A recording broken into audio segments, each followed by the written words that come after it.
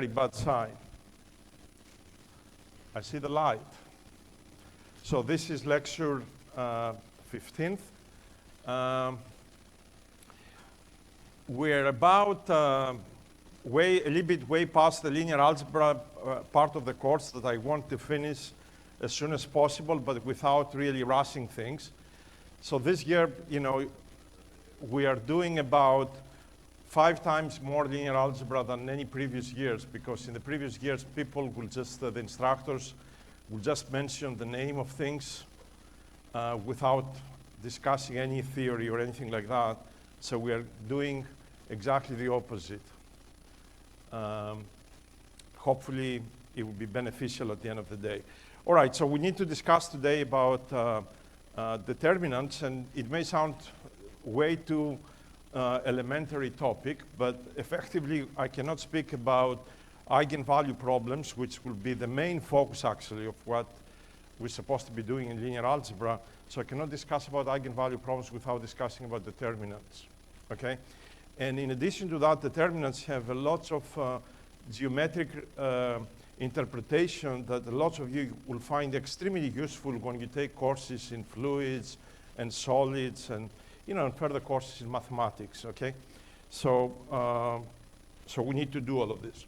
Okay, so there is a lot of basic things in the slides, so I'm gonna try to jump here and there to give you a comprehensive presentation of some of the topics. Okay, there are 3 rules. So, when you define a new quantity like the determinant, from 0, there is no such a thing as a determinant. We have to define it. So we're going to define what a determinant means with 3 rules. And from these 3 rules, everything else follows.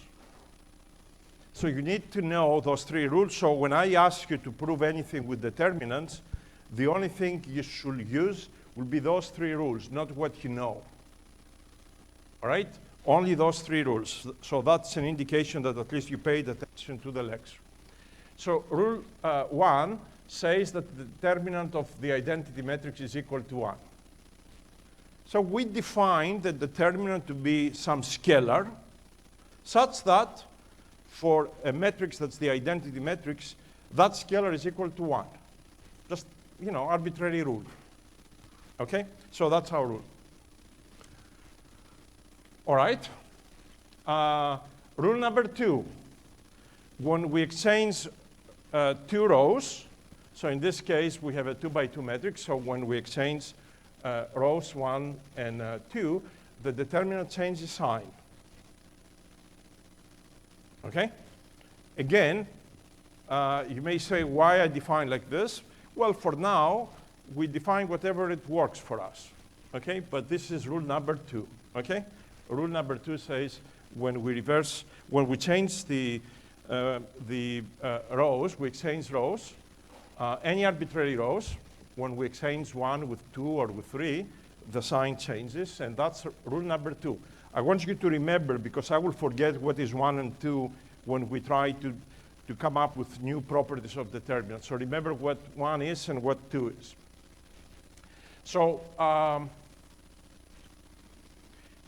you realize, using these actually 2 properties that you see up there, you can compute the determinant of any permutation matrix. How will you do that? Just with those 2 properties, if I give you any permutation matrix, and I remind you, a permutation matrix is a matrix that says, take row 1, make it row 3, take row 3, make it row 5, take 5, make it row 1. That's a permutation matrix. So why using these 2 properties is sufficient to compute the determinant of the permutation matrix? Don't read what it says, right? Property 1, we know the determinant of the identity matrix. Property 2, if we exchange 2 rows, change the sign. So how do you, if I give you a permutation matrix using 1 and 2, how do you get the determinant? What will you do using these 2 rules?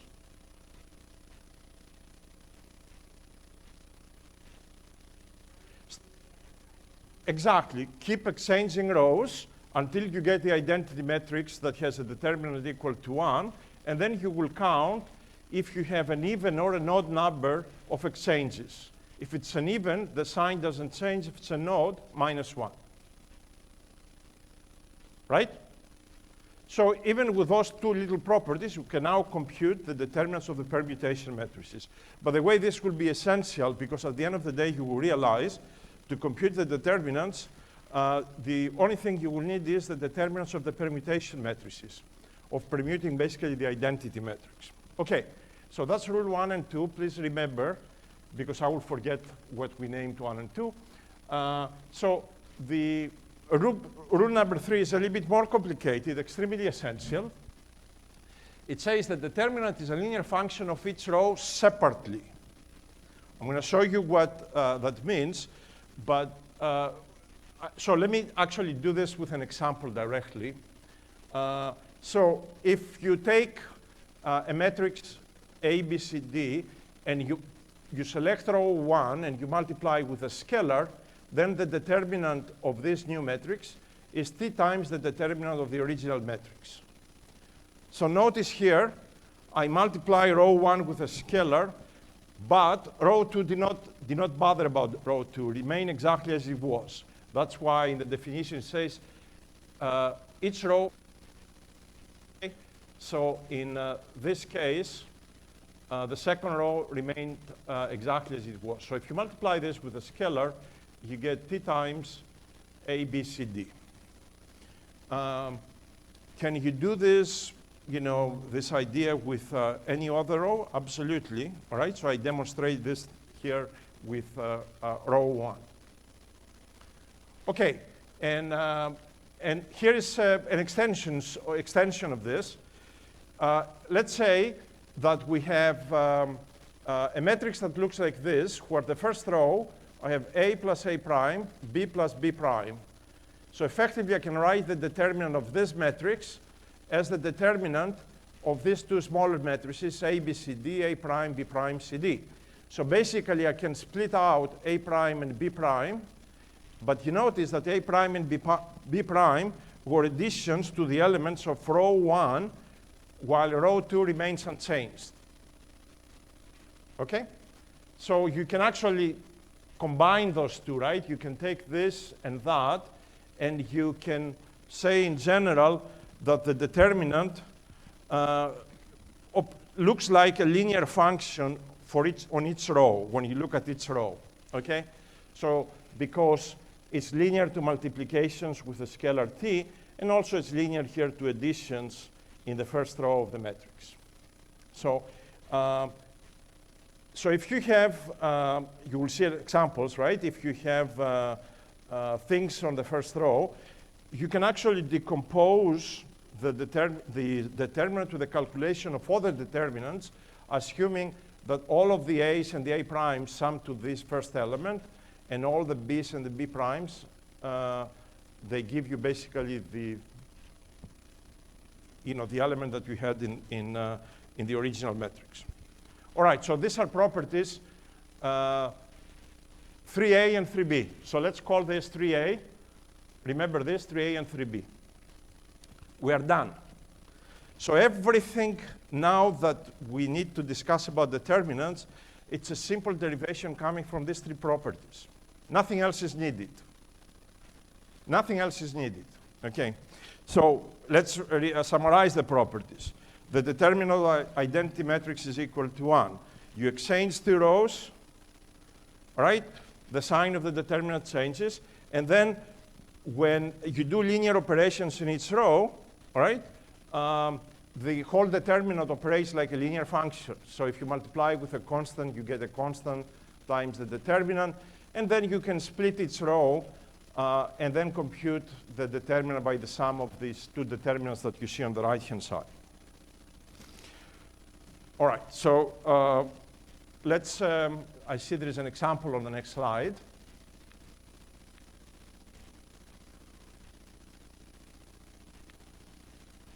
All right, so let's look at this example that you see up here. Can you tell me what property have I used from 1, 2, 3 to write this equation? Look carefully and tell me which property have I used. Which one? 3, there were two threes. There was the 3A multiplied with a constant, and 3B, where we edit determinants. So which property from the three is this? 3A, thank you. How about this? Can I do this? What property is that? So again, we don't touch row 2, we don't touch row 3, we only operate on row 1 as a linear function. So what I have done, I split this in two pieces. One is 400, another one is 088. And because when you sum them, you get 488, this determinant is the sum of those two determinants. All right? And remember, you're not going to come and ask me now, but can you really prove that this determinant and that determinant is equal to that? I don't have to prove anything because I told you this is how I define the determinant. Now, you may ask me to prove it because you already know other properties of determinants, but I don't know those. Because I only know how many properties, 1, 2, 3A, and 3B. Everything else that you know, we should be able to derive it. As weird as it may look, we should be able to derive it using those three initial properties. Okay? All right. So let me ask you the following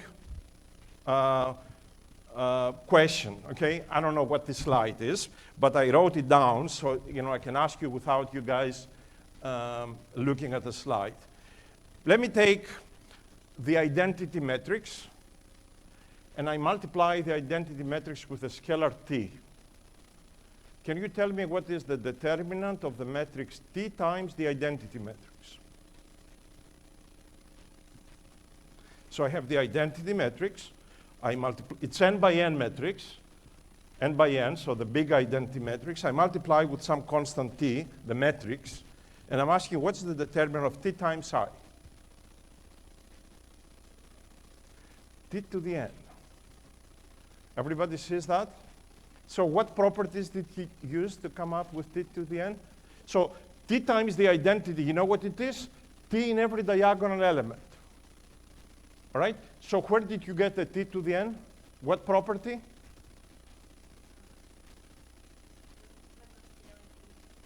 So what property? 3A. So you apply basically the 3A in every row, removing t outside and saying t times this determinant, t times this determinant, so you get t to the power n. Okay? Now, a lot of people, you know what they're going to say? Determinant of t times I, especially if t, let's say, what's the determinant of 2 times I for a matrix I that is 2 by 2? Based on what we said, so if I have a matrix 2 by 2, the identity, 2 times the identity matrix, what's the determinant?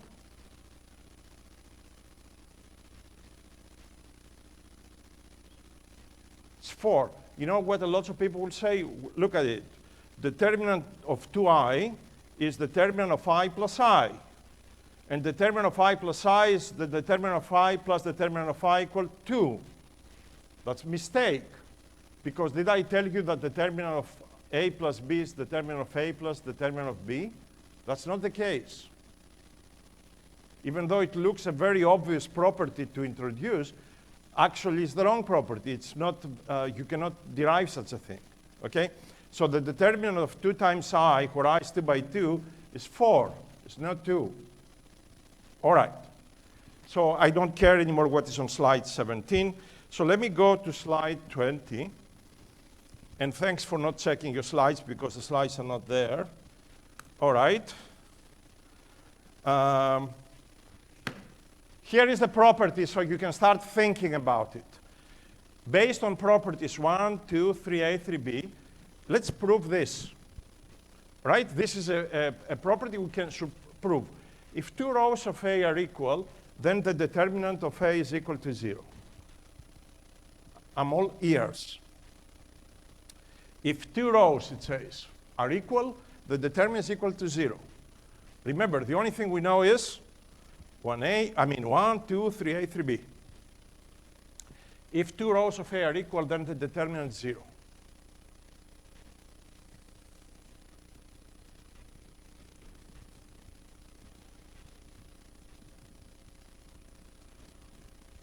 I mean, the reason I like this type of doing, in particularly linear algebra, right?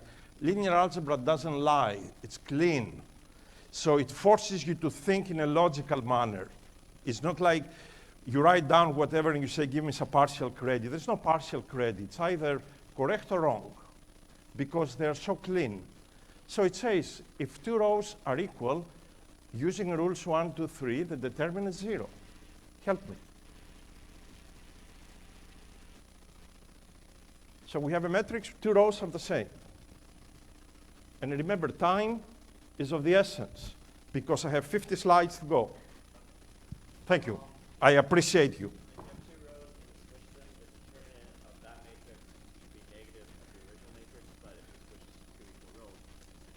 So it has to be 0. Everybody got it?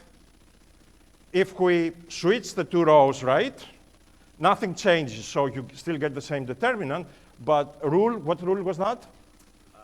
Rule 2 says if you switch two rows, the sign changes, so it has to be equal to 0. Thank you. All right. So with that said, let's move to slide. You see how much money, time you saved me? We said this is slide what? 20, so I can go to slide 21. All right, this is actually even more important because it has to do with row operations, and everything we have done up to now is doing row operations, right, to be able to do the LU decomposition and invert matrices, etc.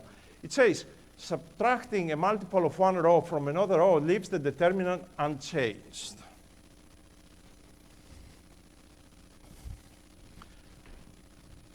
I'm waiting for suggestions. So subtracting a multiple of one row from another leaves the determinant unchanged.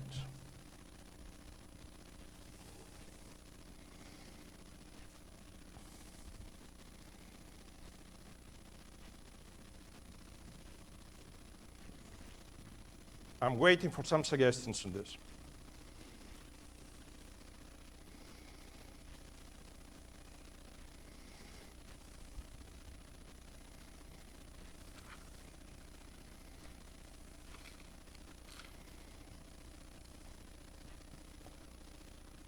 And let me see, I don't know if there is an example, okay?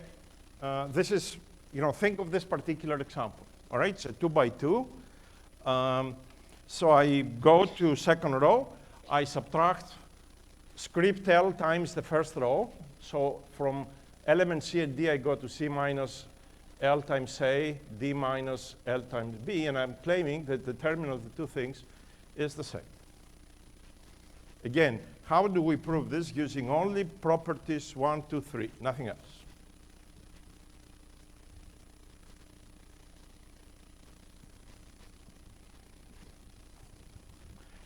If you can do it for the 2 by 2 case, you can do it for any case.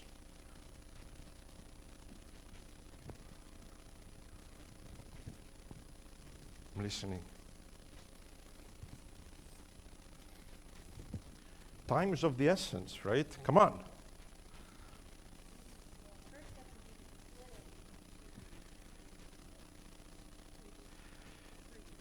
(3b).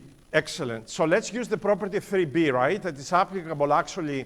Come on, I hope. There is no. Oh.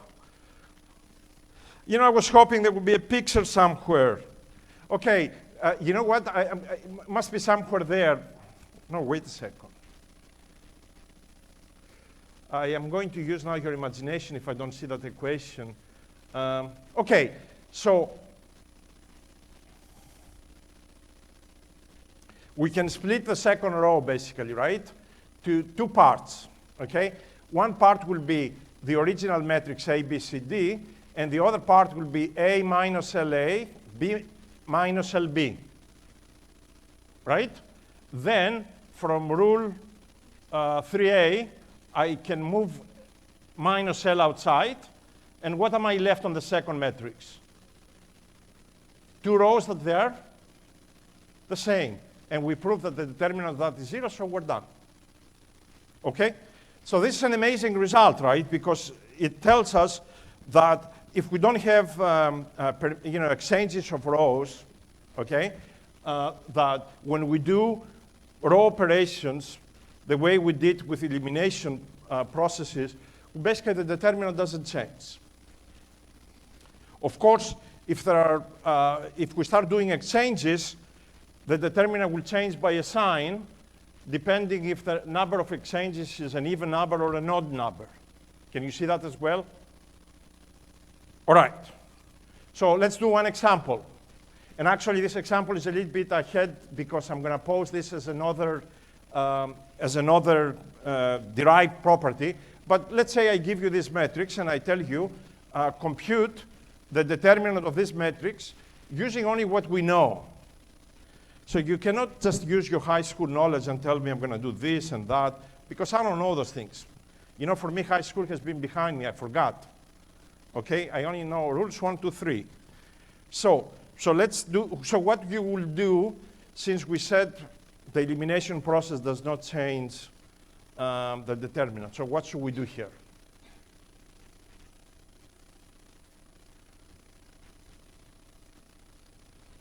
So if the elimination doesn't change the determinant, what should we do to compute the determinant of this? This 4 there screams at me, and this -3 screams at me, and all of these things. So what should we do? Say it again? Yeah, so let's do elimination until we at least get an upper triangular matrix. Right? So let's do elimination until we get an upper triangular matrix.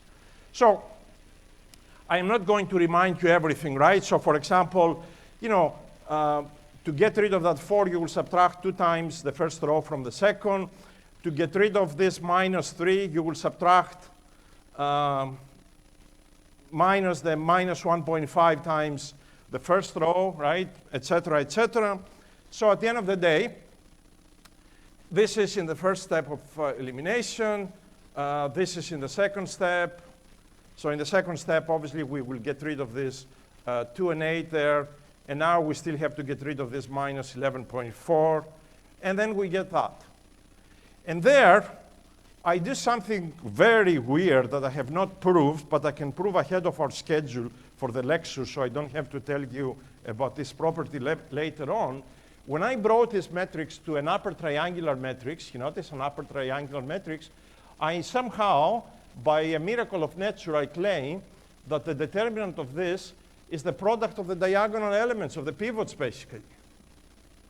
So I would like you to reason at this early point, so we don't have to discuss this later on, why the determinant of this upper triangular matrix, or if it was lower, it would have made no difference, is the product of the diagonals. How will you prove this? Just give me sort of the reasoning using all the properties, the 3 properties plus the extra properties we derived.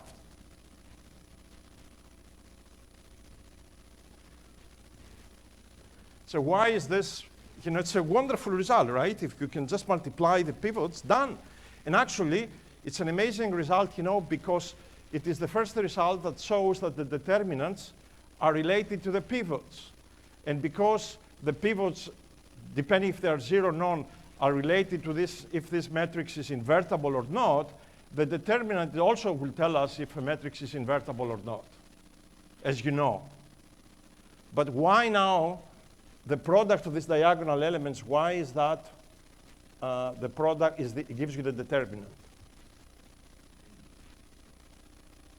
I'm going to give you a hint. Can I continue? You have a hint? Go.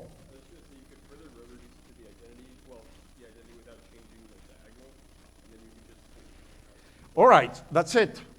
So what you can do is you can do further reduce row elimination, get rid of everything above the diagonal, and then for every row, because you have diagonal elements, you pull the diagonal element out, and what you left is the product of the diagonals times a unit matrix, which has determinant equal to 1. Everybody sees that? Because row operations don't change anything. All right.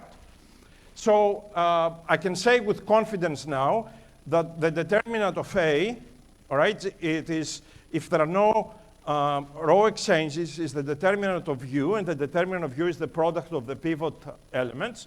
If there are row exchanges, it will be with a plus minus sign, depending if there were an even or an odd number of exchanges, because you remember every row exchange reverses the sign of the determinant.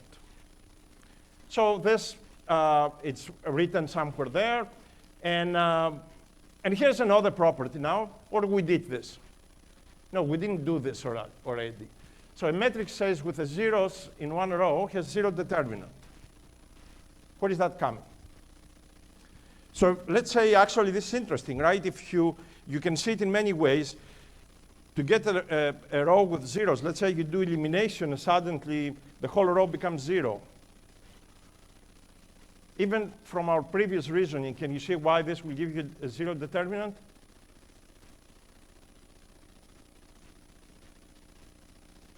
I mean, why a square matrix that has a zero row gives you zero determinant? Actually, what property was that? The 3a. You can also see this directly with 3a, right? You can pull a factor 0 out. Can you see that? You can put a factor 0 out, and then this will be true. So you write every 0 element in that row as 0 times whatever you like, and then you pull 0 out, and it gives you 0 times whatever it is equal to 0. All right, done.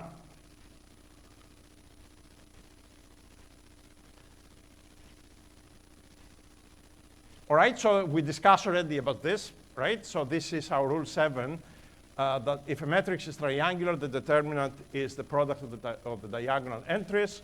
I don't have to redo it. Okay? And we said that this is a good way to see if a matrix is singular or not. Okay? So if somehow you produce a 0 row, immediately you know that the determinant using just this argument alone will be equal to 0. So invertibility of a square matrix now is related for the first time with what you know from high school with the determinant, basically. Okay, and this is actually the more general rule, right? So if you do LU decomposition, the determinant of A is plus minus the determinant of U, which we wrote as the product of pivots, and the plus minus has to do with how many row exchanges potentially you had in your calculation. All right.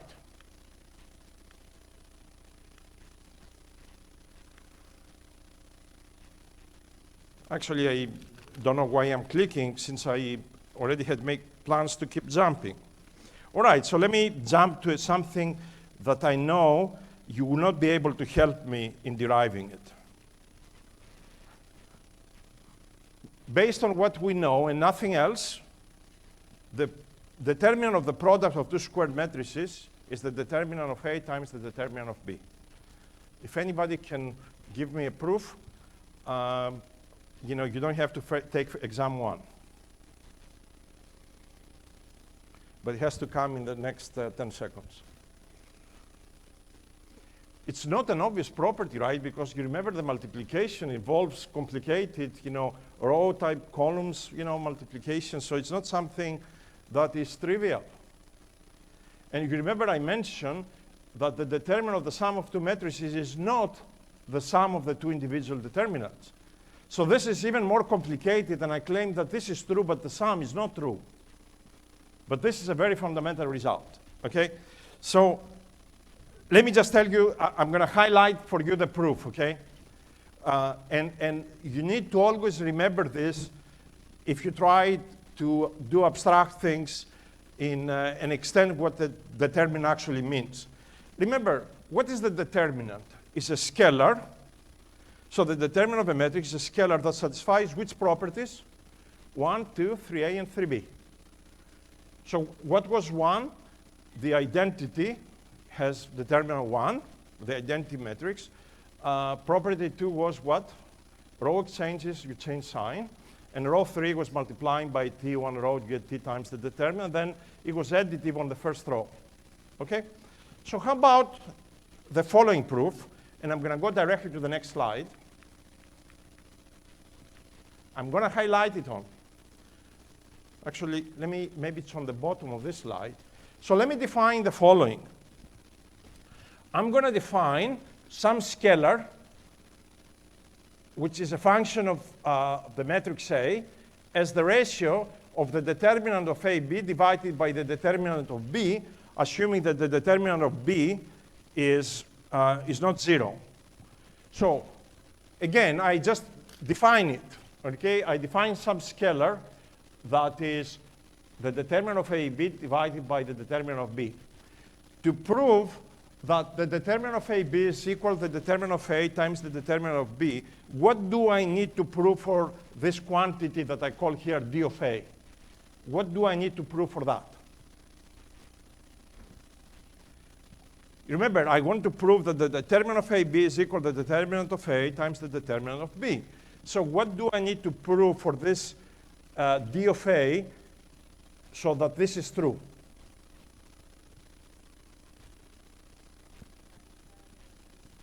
It satisfies the three properties of the determinants, that it's actually the determinant of A. So indirectly, right, we say to prove that thing, if we somehow prove that this ratio of AB divided by B, which is a function of A, right, if it satisfies rules 1, 2, and 3, then we're done. It's the determinant of A, because that's what we call determinant of A. So the proof is on the next slide. And so let me just highlight it, because algebra is not very important. So what will you do? Property 1, is it satisfied? If you put A equal to I, what do you get? We're supposed to get 1. If you put A equal to I, what do you get here? What do you get? You get 1. So property 1 is satisfied. Correct? Everybody's in? What was property 2? If we do row exchanges on A, the sign changes. So if you do row exchanges on A, what will you do to AB, to the product AB, the way you do matrix multiplication? If you exchange rows in A, what do you do to the rows of AB? Think of the product, the way you do multiplication, A times B. Each row times a column, each row times a column. So when you have A, B, and you take row 2 and you make row 1 becomes row 2, what do you do to the rows of A times B? You also switch them exactly the same way. So if you switch 2 rows of A, you switch 2 rows of AB, which means the determinant of AB, when you do that switching, becomes equal minus the original determinant. There is the minus property. Property 2. Can you now prove everything else? Can you see if you multiply the matrix A by a scalar T, you will also multiply by a scalar T the matrix AB, right? So you can pull T outside, and then you can show the additive property on the rows. If you take one row of A, that additive property will also be true for the matrix AB. All right, bottom line. This is a wonderful property, right? Because somehow, out of nowhere, we can reason for abstract quantities playing the role of determinant. And I'm highlighting here that if you take the ratio of the product of the determinant of AB divided by the determinant of B, it's a quantity that satisfies the properties of the determinant of A, so it has to be the determinant of A, period. Which means the determinant of AB is equal to the determinant of A times the determinant of B. And actually, you can see something we already have discussed it. If the determinant, let's say, if B is singular, can you see now that AB is singular? Right? We did this with fundamental subspaces, etc. Now you can see in terms of determinant, if the determinant of B is equal to 0, then the determinant of AB is equal to 0. All right, tell me the following. What's the determinant of A inverse and why? What's the determinant of A inverse using this property? You should leave some room for me so I can be relaxing when I come up here. I'm just kidding. So what's the determinant of A inverse? determinant of A inverse. Remember, the determinant of AB is equal to the determinant of A times the determinant of B. So what's the determinant of A inverse?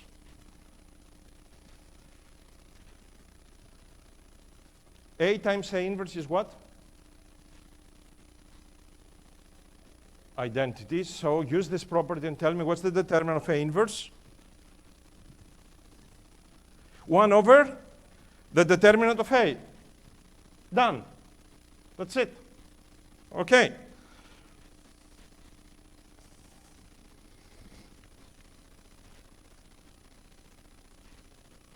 So this is what we highlighted with the other proof. We don't need it.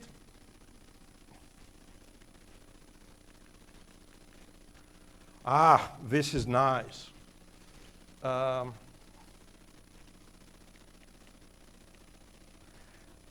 on. The determinant of A transpose has the same determinant as A. This is an amazing result, actually. All right, this is an amazing result, actually. We're using, again, 3 definitions only. 3 fundamental properties for what we call determinant. And now we have another derived property that says the determinant of A transpose is the same as the determinant of A. This is not trivial.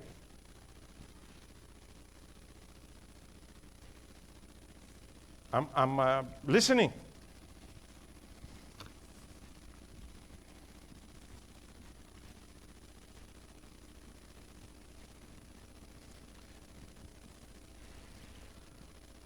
Again, you have extra points, okay? Extra points if you do this correctly.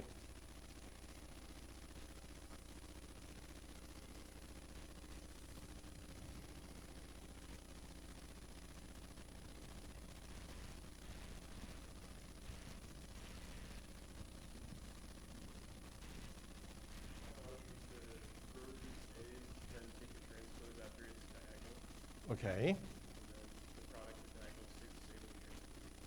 There is a proof, okay? So effectively what, what I have actually in the derivation of the slides, I don't have it completely reduced to the diagonal form. I have it reduced up to the LU time, A equal times LU, and basically from there you can conclude that the 2 matrices, A transpose and A, have exactly the same determinant, but elimination is the process to actually solve this, okay? And so actually let me just highlight it since I wrote this on the slide, okay? So think that you do, so you have a matrix A and you do LU factorization, okay? And you can do this LU factorization with some row exchanges. So effectively, P times A, all right, this is what I have there, is equal to LU. Everybody agrees that LU factorization is like that? You remember U is the upper triangular, L is lower triangular, and what elements do I have in L in the diagonal? As a reminder for our exam, that lower diagonal, what elements does it have in the diagonal? Say it again? It cannot have zeros in the diagonal, we'll be in trouble. So in the LU factorization, you remember the L matrix is a nice matrix, and below the diagonal we put the multipliers. So what does it have in the diagonal? Ones. Ones. All right? So P is a permutation matrix, so if we do row exchanges, and then we get L, that is a lower triangular with ones in the diagonal, times U, some upper triangular matrix, okay? So if you actually take the transpose of PA times LU, you have the, you have, I don't know, here it is. So you have A transpose times P transpose equal U transpose L transpose. So effectively what we need to do is we need to prove that the original problem says that the determinant of A transpose is the same as the determinant of A, okay? So can you compare the determinant of A from this equation with the determinant of A transpose from this equation? In principle, look at the determinant of L and the determinant of L transpose. Are they the same? The determinant of L and the determinant of L transpose. You remember, L is lower triangular with ones in the diagonal. L transpose will be upper triangular with ones in the diagonal. How much is the determinant of those matrices? 1, right? Is the product of the diagonal. So we're done with L. How about U? U and U transpose. It's an upper triangular. U transpose will be a lower triangular. What's the determinant of that? The product of the diagonals, which is the same. All right? Now, the only thing we actually have to say something about is there is a permutation matrix P and there is a permutation matrix P transpose. And without actually reading anything there, can you tell me what's the relation of the determinant of the permutation matrix P with the determinant of the permutation matrix P transpose? You see, these are the type of things I want you to start reasoning, right? You remember what's the permutation matrix, right? It exchanges rows. So what is the relation of P and P transpose by definition? Actually, on the lecture on Wednesday, we said that the permutation matrices are, you know what type of matrices? On the lecture on Wednesday, what did we call them, those matrices? That have, you know, Q, because they're squares here, they have Q transpose, Q equal to I equal to Q, Q transpose. What are those matrices? What was it? Well, we call it just orthogonal, actually. Okay? So the permutation matrix is an orthogonal matrix because it has, if you look carefully, it has 1 on each row and column, and everything else is 0. Okay? So when you take dot products, you get actually between columns and rows, you get zeros. So P times P transpose is equal to what? P times P transpose is equal to what? If it's orthogonal? I. And what did we say for the determinant of A and the determinant of A minus 1? That the determinant of A minus 1 is equal to what? 1 over the determinant of A. So the determinant of P transpose is what?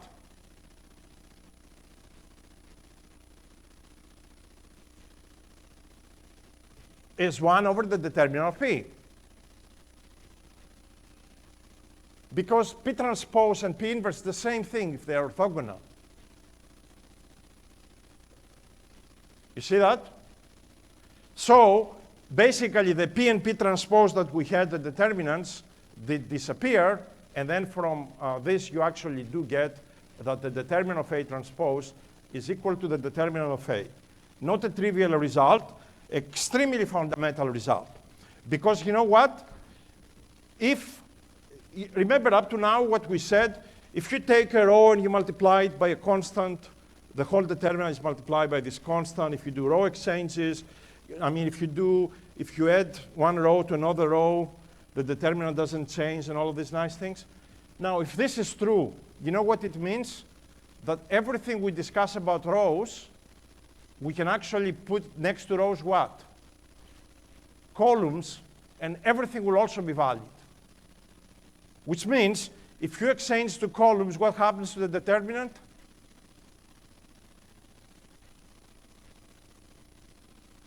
I mean, if the two determinants are the same, right, rows and columns then become the same thing in the context of determinant. So if I switch the columns, what happens to the determinant? Changes sign. If I take one column and I actually add a multiple of another column, what happens to the determinant? Nothing. Okay? So all the properties that we discuss by using the word row, you can actually say row or column. And so you can write additional properties and nothing is actually going to change.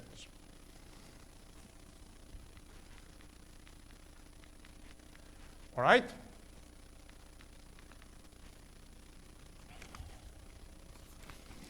Let me see where we can go now.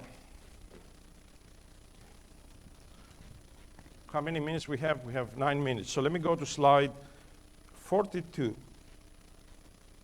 All right, and I'm going to give you the big, we don't need this, you already know this, okay, so.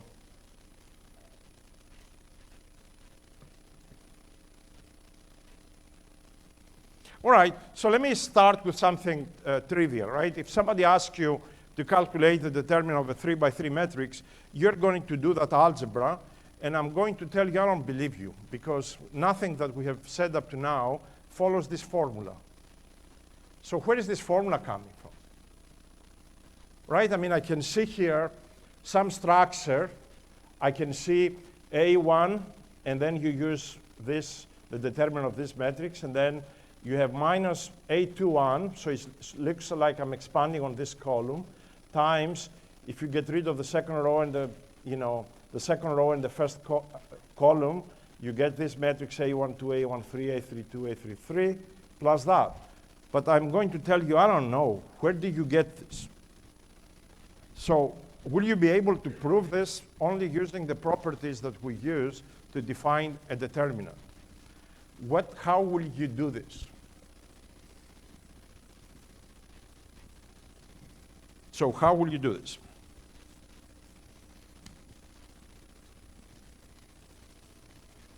Now I'm going to jump on a slide, and maybe the wrong number, so we can save some time.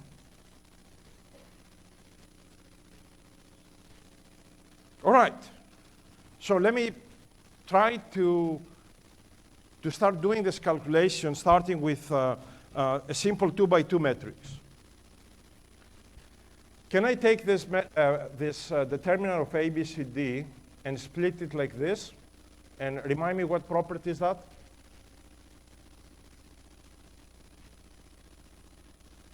What property is that? 3? 3b, yep. We are taking that the operations, of addition here are linear for each row. So I can write this as basically the determinants of two matrices by writing AB as A0 plus 0b. Nice. Okay. Let me continue. Let me take the first matrix. Can I write it as follows? Look at the first two determinants and tell me what have I done and what property is that. I took the second row, and I split it in two pieces using what property? What property? 3b again. All right? I use this 3b again. All right, so this determinant has been written down to 4 determinants. Okay? Can you tell me what's the determinant of the first matrix and why? What's the determinant of the first matrix? Why is 0? Because, not diagonal, because one column is 0. Remember before we proved that if one row is 0, then it's 0. But then we said we can reverse the meaning of rows and columns because A and A transpose have the same determinant. So this has 0 columns, so the determinant is 0. How about that? 0. And then what we are left with this in the diagonal, right? So what is the determinant of this if I pull A and D out? Is AD, okay?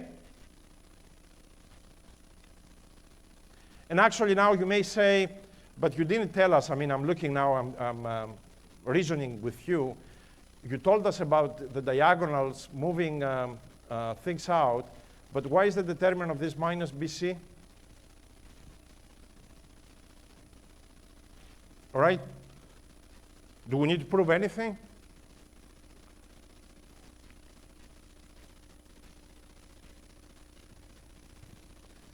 I mean, I want you to go home and just think, is there any arbitrary things here? I don't want to start guessing things, right? There are only 3 rules, okay?